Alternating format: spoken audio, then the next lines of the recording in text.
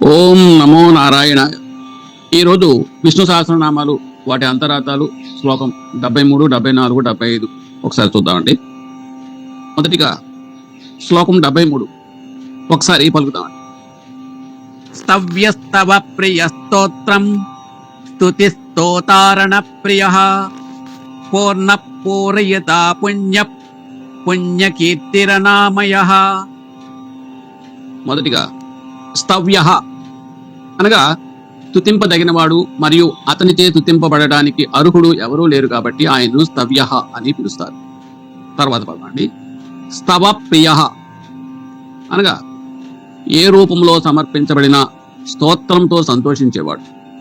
ఉదాహరణకి ఆయన అనుగ్రహం ఎంతటిదంటే తనను తప్పులతో స్తుతించాలనే ఉద్దేశం లేకపోయినా తన నామం జపించినంత మాత్రాన అతని కృపను ప్రసాదించే మహానుభావుడు. అజామిలుడు మరణ సమయంలో తన కొడుకు నారాయణుడిని పిలిచినట్టుగా. ఉదాహరణ 2కు వస్తే ఘంటాకర్ణుడు బద్రీనారాయణుడు కదా. ఆయన్ని స్తుతించడం ద్వారా మనం ఆయనకు దగ్గరవుతాం. తర్వాత పదానికి వస్తే స్తోత్రం అనగా స్తుతి అవతారం అనగా పాట. దాన్నే స్తోత్రం అని, భగవంతుడి రూపం అని పిలుస్తారు. తర్వాత పదానికి వద్దామండి. స్తుతి అనగా స్తుతింపబడినవాడు లేదా భగవంతుని గూర్చి పాడే క్రియ. మనకు స్వచ్ఛమైన మనసు ఉన్నప్పుడు మరియు అతనిచే ఆక్రమించబడినప్పుడే మన మాటల ద్వారా అర్థవంతమైన మరియు సరైన స్తుతి బయటపడు. ఆ విధంగా స్తుతికి మూల కారణం అతడే. అందుకే ఆయనను స్తుతి అంటారు. తర్వాత పదానికి వస్తే స్తోతాహ అంటే తనను స్తుతించే వారిని స్తుతిస్తారు. ఒక్కోసారి ఆరాధించేవాడు పూజింపబడే స్థాయికి దిగుతారు. కారణం ప్రతి వ్యక్తి భగవాన్ యొక్క భాగమే. ఉదాహరణకు వస్తే అన్నమాచార్యుడు మరియు శ్రీనివాసుడు అనగా వాళ్ళిద్దరి మధ్య ఉండే అన్యోన్యత, దీని భావన. తర్వాత పదానికి వస్తే రణప్రియ. రణ అనగా చలనం. ఆయన ప్రతి ఒక్కరి హృదయాలలో తిరుగుతూ వారిలో చీకటిని తొలగించి వారికి జ్ఞానోదయం చేయటంలో ఆనందిస్తాడు కాన రణప్రియగా పిలిచెదరు. తర్వాత పదానికి వస్తే పూర్ణ. అతను సంపూర్ణుడు. అతనికి ప్రతీదీ ఉంది, సంపాదించడానికి ఇంకేమీ లేదు అని దీని భావన. తర్వాత పదం పౌరాయిత అంటే తన భక్తుల కోరికలను తీర్చేవాడు. తన భక్తుల కోరికలను నెరవేర్చడం ద్వారా అతను చేస్తున్నదంతా తన సొంత కోరికలను నెరవేర్చడమే. ఎందుకంటే తన భక్తుల మాటలు నిజమని నిర్ధారించుకోవాలి. ఉదాహరణకు వస్తే భారతంలో అర్జునుడి కోరిక, దుర్యోధనుడి కోరిక, భీష్ముని కోరిక తీర్చిన ధర్మం వైపే ఉన్నాడు. తర్వాత పదం పుణ్య అంటే శుద్ధి చేసేవాడు. కేవలం ఆయన గురించి ఆలోచిస్తే అన్ని పాపాలను మరియు దోషాలను తొలగిస్తాడు కాబట్టి పుణ్య. తర్వాత పదానికి వస్తే పుణ్యకీర్తి. ఎవరి కీర్తి లేదా ప్రశంసలు గురించి విన్న ప్రజలందరికీ పవిత్రత చేకూరుతుందో అటువంటి ఆయనను పుణ్యకీర్తి అంటారు. అనగా గానం చేసేవారు భక్తులు.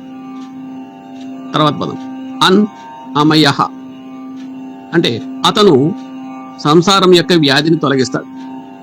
జీవుడు శరీరం మరియు మనస్సుతో ముడిపడి ఉన్నందున ఎవరికైనా కలిగే బాధను ఆత్మ కూడా అనుభవిస్తుంది.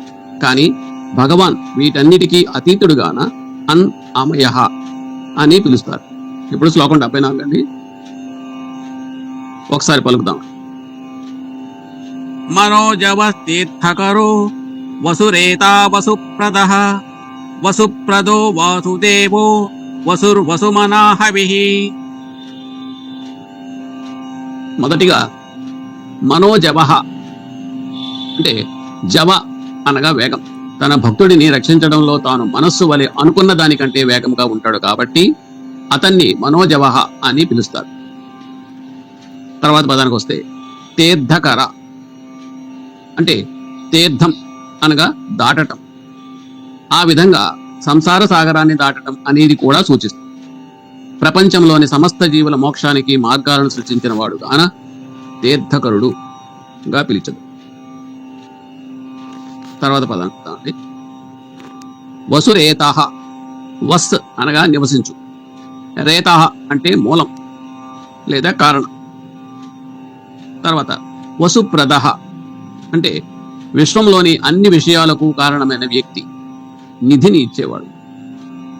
భూమి, నీరు, గాలి, ప్రకాశం, ఉదయం, సూర్యుడు, చంద్రుడు, పగలు, రాత్రి, చుక్కలు, వెలుగు అన్నీ భగవంతుడిచ్చినవే, మానవుని ఉపయోగం కోసం ఉన్నవి. అందుకే ఆయన్ను వసుప్రదుడు అంటారు. తర్వాత పదానికి వద్దామండి.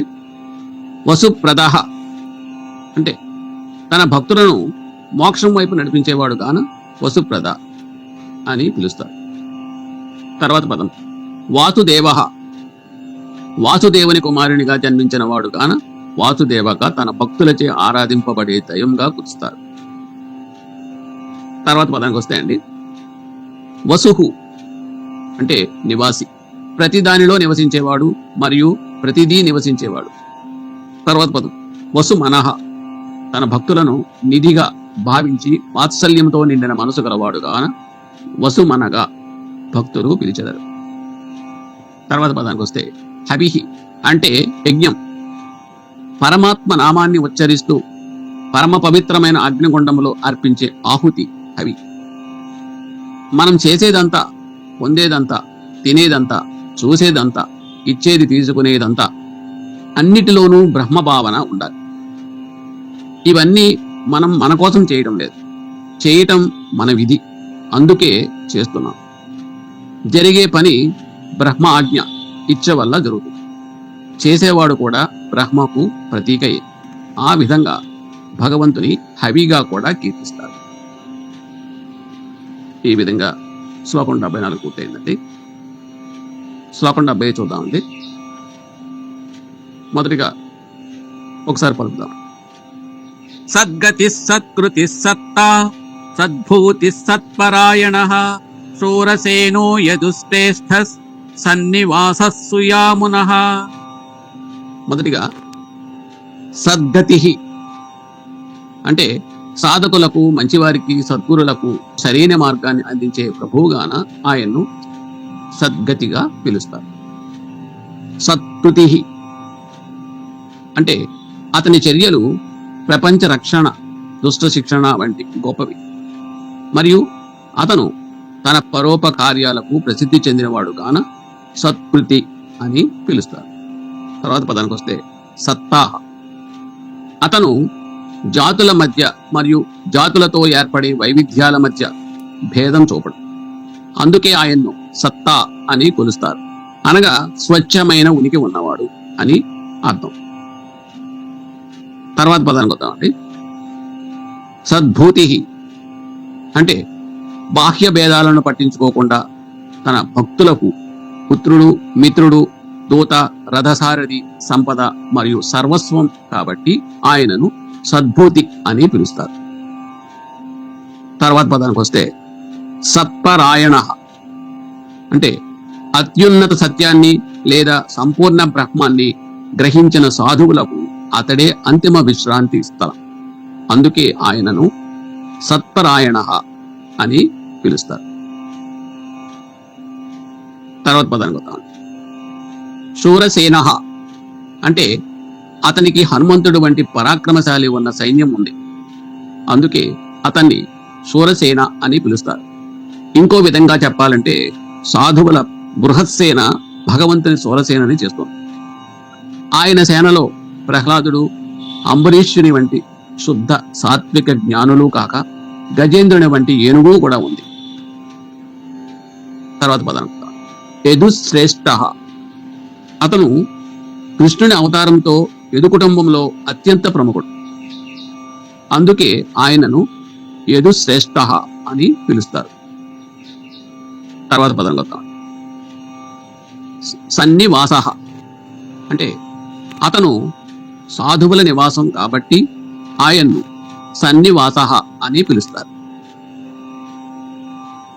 తర్వాత పదం సుయామున అంటే ప్రళయకాలంలో ఆత్మలను శుభప్రదంగా ఉద్ధరించేవాడు, అందుకే ఆయన సుయామున. శ్రీకృష్ణ అవతారం ముగియగానే కలియుగం ప్రారంభమవుతుంది. అయితే ఎప్పటి వరకు శ్రీకృష్ణ పరమాత్ముడు యమునా తీరంలో బృందావనానికి ఆనందిస్తూ ఉన్నాడో అప్పటి వరకు యమునా పరిసరాలు పరమ పవిత్రాలుగా ఉన్నాయి. ఈ విధంగా 3 శ్లోకాలు పూర్తయింది. ఓం నమో నారాయణాయ.